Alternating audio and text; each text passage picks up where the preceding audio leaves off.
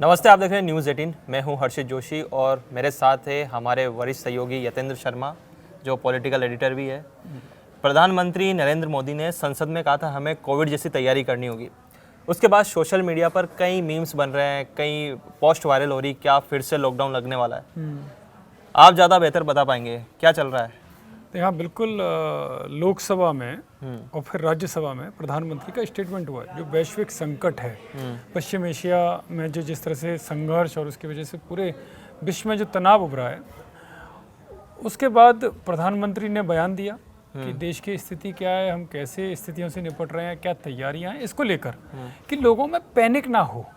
तो उस दौरान उन्होंने, क्योंकि देखिए स्थिति गंभीर तो है, क्योंकि तेल गैस आज जो जीवन की कह सकते हैं तो आधारभूत ज़रूरतें हैं और इसके बिना जीवन की कल्पना नहीं कर सकते, क्योंकि पूरी दुनिया लगभग तेल और गैस के ऊपर ही चल रही है। तो ऐसे में पैनिक ना हो, इसको लेकर देश एकजुट हो, उसके लेकर प्रधानमंत्री नरेंद्र मोदी ने अपील की लोकसभा में और राज्यसभा में। जो अपना स्टेटमेंट दिया उन्होंने कहा कि, और उन्होंने वो हवाला दिया कोविड-19 वाली महामारी का, क्योंकि उस दौरान देश की एकजुटता देखने को मिली। प्रधानमंत्री ने आह्वान किया, उनके नेतृत्व में पूरा देश एकजुट हुआ और बड़े चुनौतियों के बावजूद भी देश लड़ा और उस पर विजय भी पाई। कोविड-19 का दूर दूर तक अब तो नामो निशान नहीं है। तो उसी तरह की तैयारियां हों, उसी तरह से एकजुटता हो, इसको लेकर प्रधानमंत्री ने आह्वान किया, लेकिन उसको गलत तरीके से पेश कर दिया गया। लोगों में एक डर फैलाया गया, भ्रम की स्थिति पैदा कर दी गई कि प्रधानमंत्री ने कोविड-19 का शब्द यूज किया है, इस वजह से लॉकडाउन लग सकता है। हाँ, लॉकडाउन शब्द का जिक्र प्रधानमंत्री ने अपने बयान में किया ही नहीं।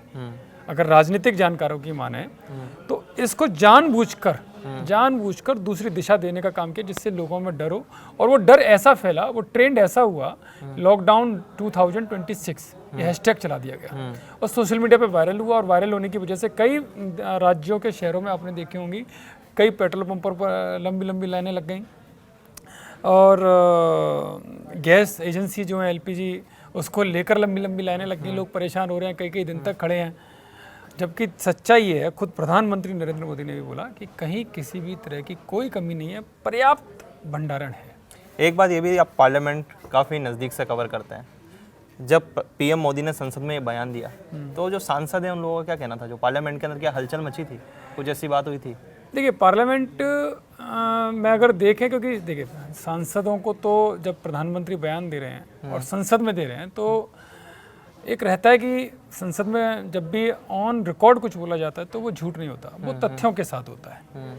लेकिन राजनीति है, आप कितनी भी बातें तथ्यों के साथ रखें, अगर अपोजिशन का काम है हंगामा करना, सरकार की बात को नकारना, तो इस बात को लेकर हो सकता है कुछ सांसदों ने कहा होगा, लेकिन ऑल पार्टी मीटिंग बुलाई गई।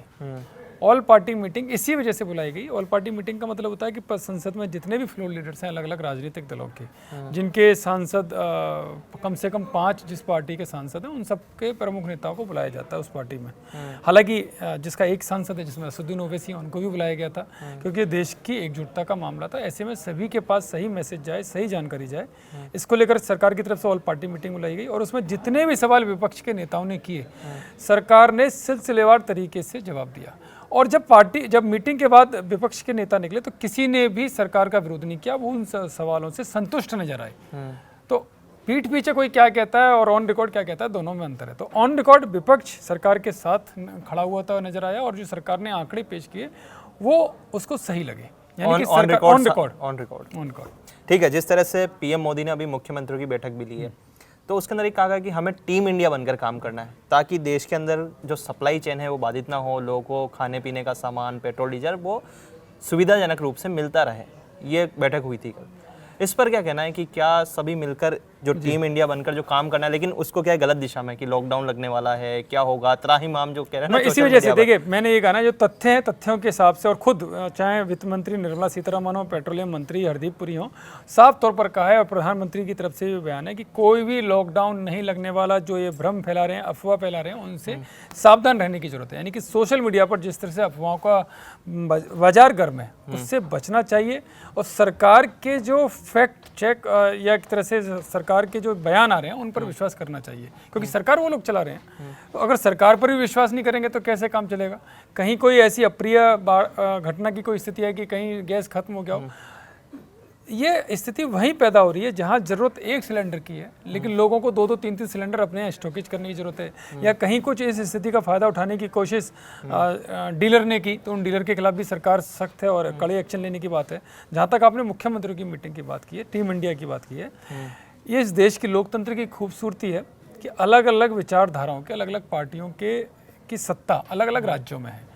कहीं लेफ्ट की सत्ता है, कहीं कांग्रेस की सत्ता है, कहीं बीजेपी की सत्ता है, कहीं मिलीजुली अलायंस की सत्ता है। तो ऐसे में इस देश जो जिस तरह की चुनौतियां, जो वैश्विक संकट है, तेल के क्षेत्र में हो या ऊर्जा के क्षेत्र में हो, गैस के क्षेत्र में हो, तो उस चुनौतियों से तभी आप निपट सकते हो जब टीम इंडिया, यानी कि टीम इंडिया क्या है, अलग अलग राज्यों से खिलाड़ी आते हैं, लेकिन और सब में अपनी अपनी अलग अलग क्वालिटी होती है, लेकिन सब एकजुट होकर लड़ते हैं और जीत विश्व विजेता बनते हैं। तो ऐसे ही प्रधानमंत्री मोदी ने आह्वान किया मुख्यमंत्रियों की बैठक में। विचारधारा अलग हो सकती है, दल अलग हो सकते हैं, लेकिन दिल यहाँ पर, क्योंकि देश का मामला है, दल अलग हो लेकिन दिल एक होना चाहिए और मजबूती के साथ लड़ना चाहिए। और उनकी मजबूती, उनकी ज़रूरत इस वजह से भी है क्योंकि जो कालाबाजारी हो रही है, या जिस तरह से पैनिक फैलाया जा रहा है, जिस तरह से भ्रम की स्थिति फैलाई जा रही है, तो वो कानून व्यवस्था का मामला बनता है और ऐसे में राज्य सरकारों की भूमिका बड़ी महत्वपूर्ण हो जाती है। तो ऐसे में वो पल पल अपने यहाँ नज़र रखें, उन्हें अगर किसी चीज़ की ज़रूरत है वो केंद्र सरकार को बताएं, किसी भी तरह की कमी नहीं है। और ये शायद यही था कि कमर्शियल जो एलपीजी का जो प्रोडक्शन था वो भी 70% तक देने की बात होगी, जिसका स्वागत सभी मुख्यमंत्रियों ने किया। जिस तरह से इजराइल, अमेरिका और ईरान वॉर चल रहा है, उसके बाद स्ट्रेट ऑफ हार्मुज जो संकट गिरा है कि वहाँ सर शिप को नहीं निकलने देंगे, हालांकि ईरान ने जो कहा है कि 5 देशों को हम फौरी राहत देते हैं कि आप निकाल सकते हैं, भारत सहित 5 देशों को। ये बहुत ही गंभीर मामला है, लेकिन जो ये गंभीर संकट है उसके सामने जिस तरह से मजाक उड़ाई जाती है ना कि देश के अंदर, क्योंकि गंभीर विषय युद्ध चल रहा है, हमारे यहाँ पर भी सप्लाई चेन बाधित हो सकती है, तो या इस तरह की अफवाहें आपने भी देखा होगा किस तरह से अयोध्या के अंदर, चाहे कानपुर, लखनऊ, तस्वीरें देखी हो गई सोशल मीडिया के अंदर, कुछ लोग ट्वीट करते हैं, मैसेज करते हैं कि गैस की टंकी खत्म हो चुकी है, ऑयल खत्म हो चुका है। उसके बाद जो लोगों का अंबार है वो कहाँ जाता है, सड़कों पे निकल पड़ता है पेट्रोल भराने, गैस की टंकियों की लंबी लंबी लाइन। तो इससे कैसे बचा जाए, क्योंकि गंभीरता बहुत जरूरी है। ऐसे ही एक आपने सुना होगा कि नमक खत्म हो गया, तो नमक लेने के लिए लंबी लंबी लाइनें लग गई थी। तो हमारे यहाँ ज़्यादातर लोग क्या करते हैं, जो सोशल मीडिया, सोशल रील है, रील्स पे भरोसा कर लेते हैं। उनको लगता है कि रील्स हैं, और आजकल तो एआई का ज़माना है, किस तरह से चीज़ों को तोड़ मरोड़ के पेश कर दिया जाता है, एडिट करके पेश कर दिया जाता है। इसी वजह से सलाह ये दी जाती है कि जो ऑथराइज्ड प्लेटफॉर्म है सोशल मीडिया के, उनको ही देखें, उन पर भरोसा करें और उसी हिसाब से मतलब जो भी जिम्मेदारी जिसकी बनती है उस हिसाब से वो बिहेव करें। लेकिन होता क्या है कि फालतू की रीलें होती हैं, और ज़्यादातर तो लोग ऐसे होते हैं जो चाहते हैं सरकार के खिलाफ गुस्सा हो, सरकार के खिलाफ भ्रम हो। हालांकि अगर टेक्निकली देखेंगे तो इसमें सरकार की कहीं किसी भी एंगल से कोई कमी नहीं है, क्योंकि ये 2 देशों का युद्ध है, और उन 2 देशों के युद्ध की वजह से 3 देश, इजराइल, यूएस और ईरान, उनकी वजह से पूरी दुनिया को भुगतना पड़ रहा है। क्योंकि बड़ा भंडारण, क्योंकि ये वो भंडारण है जो ईरान में पाए जाते हैं या हॉर्मुज वाले रास्ते से आते हैं, तो उसकी वजह से खामियाजा सबको भुगतना पड़ रहा है। तो इसमें किसी सरकार की गलती नहीं है, किसी देश की नीति की कमी नहीं है। लेकिन अपोजिशन का काम है, या जो विरोधी लोग होते हैं वो हर कहते हैं ना, आपदा में अवसर ढूंढते हैं, तो ये आपदा में राजनीतिक अवसर उनको मिल रहा है। तो ऐसे में सरकार के खिलाफ जितने भी भ्रम फैलाए जा सकते हैं वो फैलाए जा रहे हैं। लेकिन सच्चाई ये है, सरकार की तरफ से भी कहा गया है कि 2 महीने का तेल उपलब्ध है यहाँ पर, उसका भंडारण है, और 1 महीने की एलपीजी का स्टॉकेज है। कहीं कोई किसी भी तरह की कमी नहीं है। जितनी डिमांड है, यानी कि 55 लाख सिलेंडर की डेली की डिमांड है, वो आपूर्ति की जा रही है। बीच में 80 से 85 लाख पहुंचा था, तो वो क्यों पहुंचा था, वो इसी वजह से, काला बाजारी की वजह से, और स्टॉकेज ज़्यादा से ज़्यादा कर लें, ज़रूरत नहीं है लेकिन फिर भी अपने यहाँ घर में रख लें, इस वजह से हुई। लेकिन अब वो स्थिति बिल्कुल कंट्रोल में आ गई है। जहाँ तक आपने कहा कि ईरान ने जो 5 देशों की बात कही है कि उनके जहाज निकाले जाएंगे, उसमें भारत भी है। जब ये अनुमति नहीं थी तब भी भारत के जहाज, 4 से 5 जहाज वहाँ से निकाले गए थे। तो भारत का प्रभाव कितना है पूरे विश्व में, और खासकर ईरान में जो खुद युद्ध लड़ रहा है और पूरी चारों तरफ से संकट से घिरा हुआ है, लेकिन भारत के जहाज़ों को रोका नहीं बल्कि निकालने के लिए सेफगार्ड दिया। ये भारत की ये एक प्रभाव है जी। ये भारत की मित्रता ना, एक तरफ इजराइल भी हमारा दोस्त है, ईरान से भी हमारी दोस्ती है, तो मतलब युद्ध दोनों का आ रहा है, लेकिन भारत को सपोर्ट जरूर मिल रहा है, सपोर्ट मिल रहा है, और दिक्कत नहीं हो रही है। अगर कहीं भी दिक्कत हो रही है तो वो आगे बढ़कर उसकी सहायता के लिए, यानी कि हमारी सहायता के लिए आगे आ रहे हैं। और यही कारण है कि इस देश में कमी नहीं है, भ्रम फैलाया जा रहा है। और मैं बार बार कह रहा हूँ कि लॉकडाउन लगाने की कोई भी स्थिति नहीं है, क्योंकि ना तो अभी कोविड जैसी कोई सिचुएशन है, ना तेल की कोई कमी है, ना गैस की कोई कमी है, बल्कि जो पर्याप्त भंडारण है वो तो है ही, इसके अलावा भी हमारे जहाज लगातार आ रहे हैं। एक सोशल मीडिया पर क्या है कि बहुत सारे तथाकथित सलाहकार हैं, तथाकथित विशेषज्ञ हैं, वो लगातार सलाह देते उनसे बड़ा तो एक्सपर्ट कोई हो ही नहीं सकता। नहीं वो तो पता नहीं कहाँ से चीजें, तथाकथित पत्रकार भी हैं उसमें। हाँ। वो उनको तो बस केवल सरकार को घिरना, उनको इससे कोई लेना देना नहीं है कि हमारे यहाँ का गरीब आम व्यक्ति कितना परेशान होगा, मेंटली परेशान होगा, उसके बच्चे परेशान होंगे, पूरा गाँव का गाँव, पूरा कस्बे का कस्बा परेशान होता है। लेकिन नहीं, उनको तो अपनी रोटियां सेकनी है, उनको तो अपनी रील सोशल मीडिया पे चलानी है जो लाखों करोड़ों में उसके व्यूज जाएं। उससे कोई लेना देना नहीं है कि एक गरीब आदमी पर इसका कितना असर पड़ रहा है। वो तथ्य सामने नहीं रख रहे, वो तथ्यों को बिगाड़ कर सामने रख रहे हैं। मैं इस सवाल को थोड़ा आगे ले जाता हूँ। जो तथाकथित सलाहकार हैं, जो विशेषज्ञ हैं, वो ऐसा लगता है कि अब देश की विदेश नीति भी बनाने वाले हैं। क्यों? एक दिन वो बोलते कि हमको ईरान के साथ खड़ा होना चाहिए, आप अयातुल्ला खामेनेई पे क्यों नहीं बोले? दूसरी तरफ एक कहते हैं कि हमें इजराइल के साथ खड़ा होना चाहिए। भारत सरकार को लगातार वो रोज नई नई सलाह देते हैं, कभी वो पीछे मुड़ जाते हैं, कभी आगे बढ़ जाते हैं, तो समझ में नहीं तो आता। अच्छा है कि एक दिन भारत सरकार इनको कहे कि भैया आप आ जाओ, आप ही विदेश नीति संभालो, आप बताओ करना क्या चाहते हो, लिखित में दो। क्योंकि कभी अपनी बात से पलट जाते हैं, इनका कोई भरोसा नहीं है। क्योंकि इनके आर्टिकल देख लेना, इनके सोशल मीडिया पे वीडियो देख लेना, ये कभी सरकार के ऊपर कहते हैं कि आप एक तरफा चलने का काम कर रहे हो, वहीं दूसरी तरफ कह रहे हैं कि आपने ये वाला काम क्यों नहीं किया। अरे भाई, जब आपको इतना ही सरकार चलाने का या सरकार के काम में दखल अंदाजी देने का इतना ही शौक है, खुद आइए ना, राजनीतिक पार्टी ज्वाइन कीजिए। कुछ लोगों ने की भी, उसके बाद क्या हाल हुआ वो सबने देखा ही है। लेकिन मेरा फिर भी सबसे कहना है कि आप आइए, राजनीतिक पार्टी ज्वाइन कीजिए, चुनाव लड़िए और चलाइए ना सरकार। दिल्ली, आपने दिल्ली की भी कुछ जाहिर है कुछ तस्वीरें जरूर देखी होंगी, हाथों में तख्तियां लिए। तो वो जब अयातुल्ला खामेनेई की जब मौत हुई, उसके बाद वो कह रहे थे कि भारत सरकार के खिलाफ नारेबाजी लगा, भारत सरकार के खिलाफ। जैसे भारत सरकार ने ही वहां पर बम गिरा दिया है, वहीं इजराइल से कहकर आए हैं कि ना साहब करके आइए।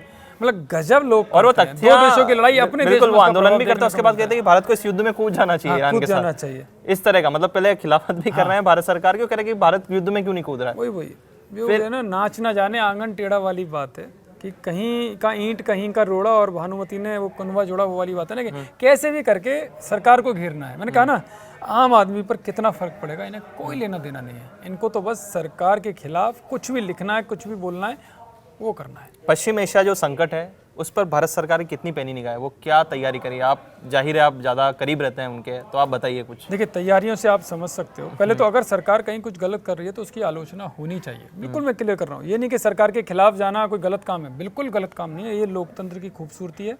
सरकार का विरोध करोगे, सरकार अगर कोई गलत काम कर रही है, किसी गलत दिशा में जा रही है, तो वो खुलकर बोलना ही चाहिए। लेकिन जब देश पूरा वैश्विक संकट, जिस तरह की स्थिति है, चाहे कोरोना में हो चाहे इसमें हो, और जब कुछ अच्छे काम कर रहे हो तो उसकी तारीफ भी करनी चाहिए। जहाँ तक आपने कहा क्या काम वैश्विक संकट के समय कर रही है, देखिए, एक आंतरिक मंत्रालय ग्रुप बना दिया है, कई सारे उसमें मंत्री हैं, जिसकी अध्यक्षता रक्षा मंत्री राजनाथ सिंह कर रहे हैं। उसमें गृह मंत्री अमित शाह भी हैं, उसमें पेट्रोलियम मंत्री हरदीप पुरी भी हैं, वित्त मंत्री निर्मला सीतारमण भी हैं, और भी कुछ मंत्री हैं जो डेली बैठक करेंगे। कल से वो गठन कर दिया गया है और आज से बैठक शुरू हो जाएगी।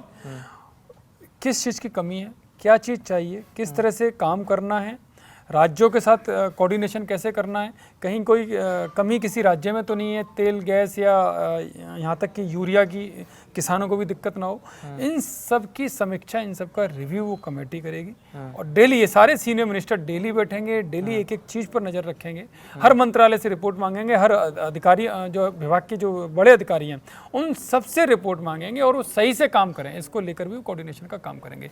और खुद आपने देखा प्रधानमंत्री ने सभी मुख्यमंत्रियों के साथ भी बैठक कर ली, तो खुद प्रधानमंत्री इन्वॉल्व हैं, उनकी सरकार का हर बड़ा मंत्री, हर बड़ा अधिकारी इसमें इन्वॉल्व है। और खुद प्रधानमंत्री ने कहा था कि आम नागरिकों को न्यूनतम से न्यूनतम परेशानी हो, वो इसके लिए काम कर रहे हैं। तो ऐसे में, और इसी वजह से उन्होंने कहा था कि इस वक्त देश को एकजुट होने की जरूरत है। जैसे कोविड में लड़े थे, लॉकडाउन की बात नहीं की, जैसे कोविड में लड़े थे वैसे एकजुटता की जरूरत है। और मुख्यमंत्रियों को भी कहा कि टीम इंडिया की तरह काम करने की जरूरत है। राजनीति हम करते रहेंगे, लेकिन आम आदमी पर प्रभाव नहीं पड़ना चाहिए, उसके भले के लिए काम करो। आप राजनीति करो, किसी ने नहीं रोका। चलिए, जिस तरह से पश्चिम एशिया का जो संकट चल रहा है उस पर टीम इंडिया पूरी तरह तैयार है। कैबिनेट मंत्री है, उनकी एक टीम बन चुकी है जो डेली ब्रीफिंग करेगी किस देश के अंदर किस राज्य में किस चीज़ की कमी है, चाहे वो तेल की हो, चाहे वो खाद्य सामग्री की हो, चाहे किसान भी परेशान ना हो, यूरिया की हो। और जिस तरह से बताया गया ना कि अफवाहें फैलाई जा रही, रूमर्स फैलाए जा रहे हैं कि लॉकडाउन लगेगा, जबकि ऐसा नहीं है। यतींदर उनके जी खिलाफ बता तो सख्त कार्रवाई की सिफारिश भी कर दी गई बिल्कुल। कि जो राज्यों से कहा भी गया कि जो ऐसा करे उसके खिलाफ सख्त से सख्त कार्रवाई हो। ठीक है, तमाम राज्यों में एफआईआर भी हो रही है। जिस तरह से इस तरह की जो रूमर्स जो अफवाहें फैला रहे हैं उनके खिलाफ सख्त कार्रवाई की जाएगी। और जिस तरह से यतींदर जी ने बताया कि जो लॉकडाउन की अफवाहें फैला वो सरासर गलत है। प्रधानमंत्री नरेंद्र मोदी ने सिर्फ ये कहा है कि देश को इस समय टीम इंडिया की तरह काम करना है, जो सारे मुख्यमंत्री सभी राज्य हैं सबको एकजुट होकर काम करा, जैसा उन्होंने कोविड में किया था, ताकि कोई सप्लाई चेन बाधित ना हो। आप देखते रहिए न्यूज़ 18।